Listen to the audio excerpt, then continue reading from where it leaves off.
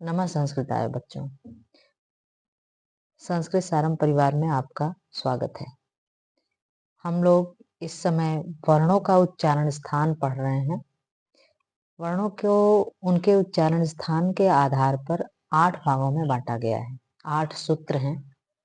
वर्णों के उच्चारण स्थान से जुड़े हुए 8 सूत्र हैं, जिनका 2 सूत्र हम लोग अपने पिछले वीडियो में पढ़ चुके हैं।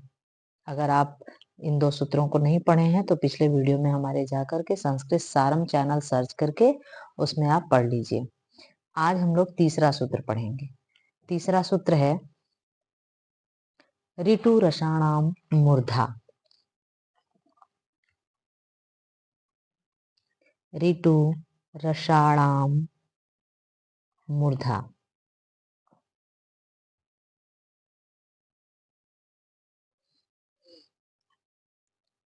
अब इसमें देखते हैं कौन कौन से स्वर या व्यंजन वर्ण हैं।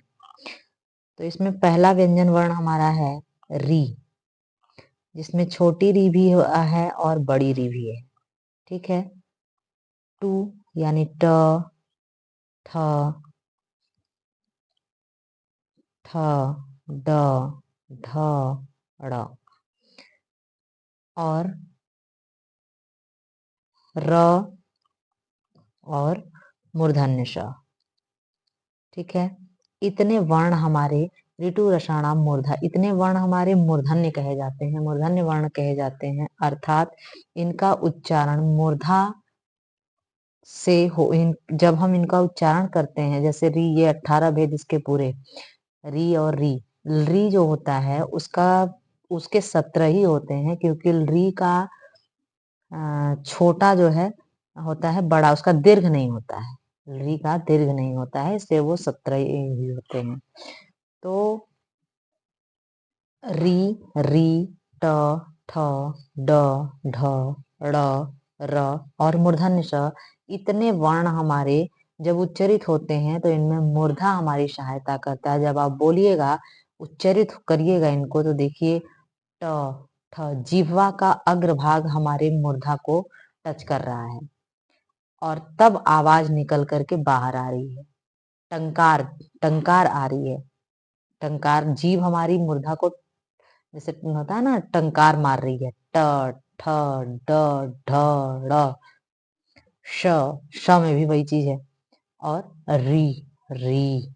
तो आप खुद उच्चारण करके देख लीजिएगा, आपको समझ में आ जाएगा कि मूर्धा का इसमें प्रयोग हो रहा है कि नहीं हो रहा है। मूर्धा के सहयोग से ही ये सारे वर्ण हमारे बाहर आते हैं। ये तीसरा सूत्र है आपका। और चौथा सूत्र है ऋतु लसा नाम। ऋ, तु, ल, शा नाम। इनका उच्चारण कैसे होता है? दंत से। ठीक है।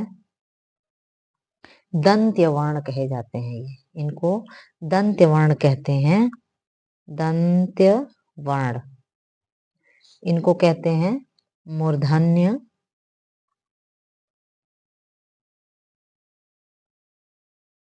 वर्ण।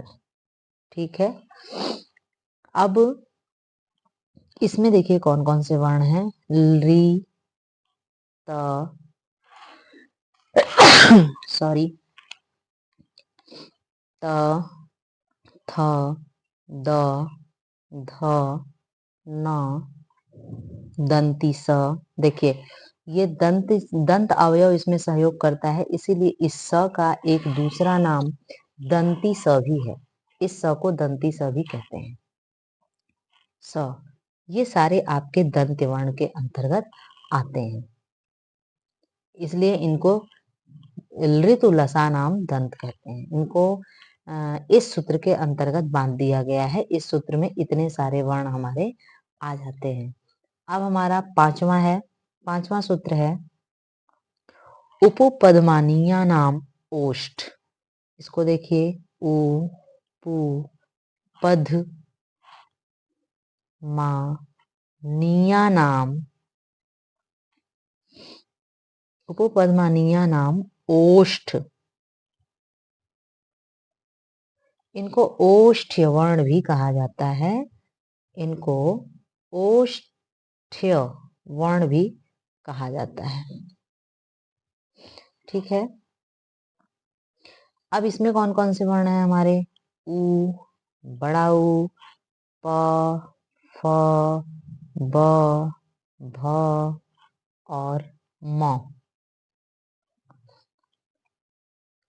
और आपके जो पद्मानिया नाम का आता है ना, इस तरह से, ठीक है, उपपद्मानीय नाम आता है, यानी प और फ में। ये दोनों ही आपके, ये भी ओष्ठ वर्ण हैं।